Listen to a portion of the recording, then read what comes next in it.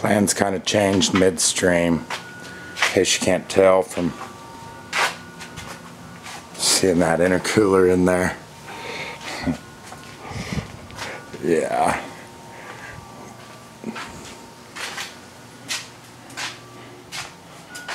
In the process of working on the hot side. The car's gonna get, well, the truck's gonna get that.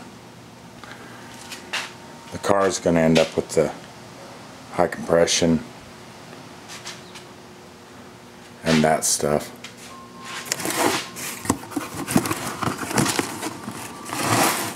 Secret in there.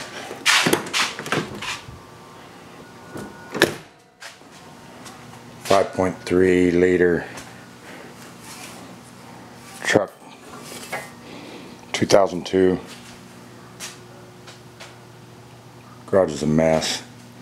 5.3 liter T72 Garrett Yank 7,000 torque converter, set up for the turbo. Garage is a mess. I'm going to throw the Yank in the 4L60E with the stage 5 kit in it. Probably tear it to pieces. Then I'll go with the 4L80. Built my own battery box, big battery in the back to help with weight transfer. This thing here, I guess there's not enough light, but the 10 bolt is coming out before I tear it up.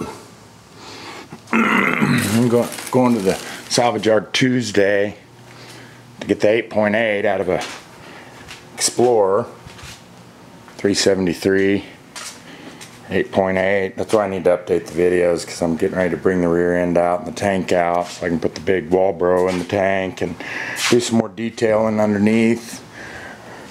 And throw in the rear end with some Beltec 3-inch springs. I know it's going to stick out a little bit more and be off center a little, but that's alright. I'm going to cut the wheels and add 2.5 to 3 inches on the inside.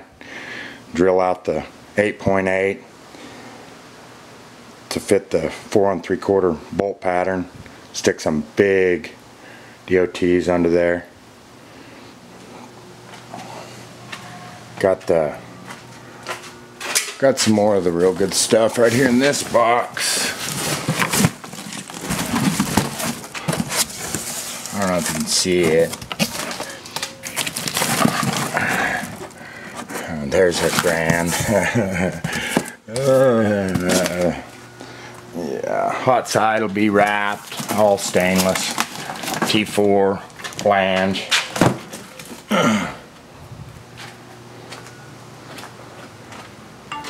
.81 AR on the exhaust side. 3-inch intercooler piping.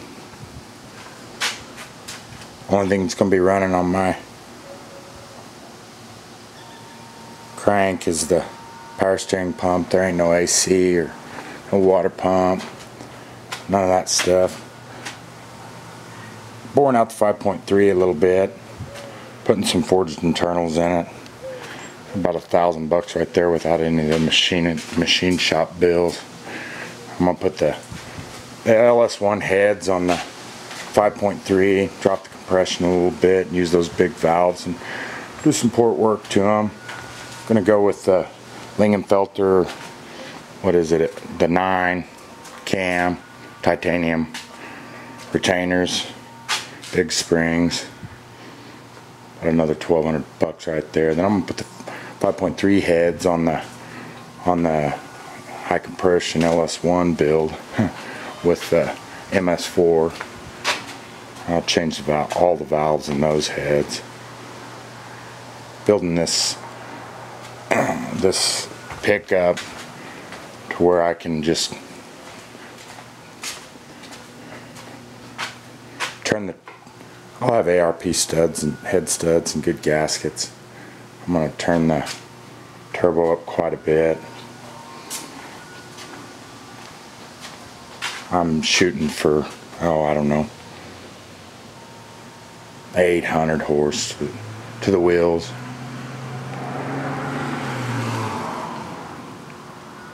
Might be next year before I get it to where it'll really do it all without tearing something up. That rear end should hold up, and I know that tranny, once I get it to hook with the cage and such, is it's gonna pop.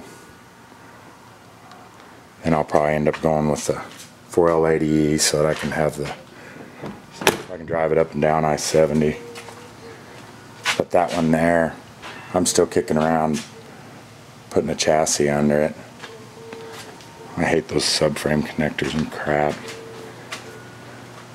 I just wanted to give you guys an update, even though my garage is a mess, because it's been a while. I'm getting started on the hot side this week, or my welder is. I'm going to swap out the rear end with some new springs, and I'm probably going to throw some coilovers in there, and some new springs and shocks up front, some real quick up and slow down shocks on the front. This isn't a go left and right, it's going to be a go straight. Real fast go straight.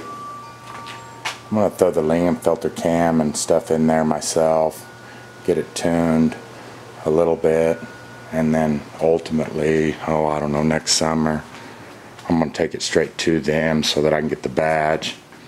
Probably have to drop another $3,500 or something in it to have them play with the top end anyway, so that I can put their badge on it. Gonna have to get a little bit more bonus money before I get this thing finished up. Or not finished up, it'll never be finished before I get it on the road. But that's kind of where we're at. Getting ready to put all that together. The 2 into 1 and the turbo. And then for now I'm going to tie those two Flowmaster 40s together with one of those for the dump, just so that I don't have to put the blanks in the middle, and then later I'll cut them out and have the exhaust guy here in town run some straight pipes so I don't have those mufflers on there.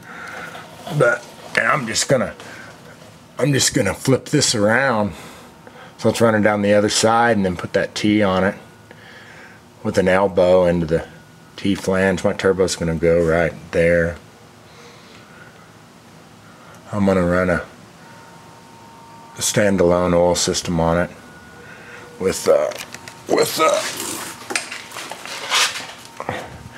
its own cooler. I got the cooler for my tranny. I'm gonna get another one. I'm gonna have to get another one for my oil. But anyway, that's kind of where I'm at right now. It's cleaner than it looks. I've just got everything in disarray. She's gonna come in just right. I'll make sure of it, even if I have to hire somebody to help get it all together, because I am kind of in over my head. Any kind of comments or anything would be great. I imagine I'm gonna have it apart, back together several times, and then hopefully it'll be going back together before Christmas, where I can start putting some paint on some of this stuff here, and actually get to drive it, I hope, around then. Should be fun all over the place, I would imagine, until I get that cage in there and figure out a way to hook it up. I'm gonna try with ladder bars and coilovers, but I'm not getting rid of the leaves, so I'll just use some floaters. I don't like relying too much on a bunch of welders, or a bunch of stuff that a welder did, because I plan on putting some torque to her with that turbo turned all the way up. I'm gonna come off the line with my foot. That one's gonna be a glide with a brake. High horsepower and a lot of nitrous, and then it's gonna, or high compression and a lot of nitrous, and then it'll end up with a Ford 9-inch in it. Done right for sure. Maybe subframe connectors and just some suspension stuff, I don't know. But I need to get off here because I don't generally even like talking on these videos. Kind of weird. Thanks. Bye.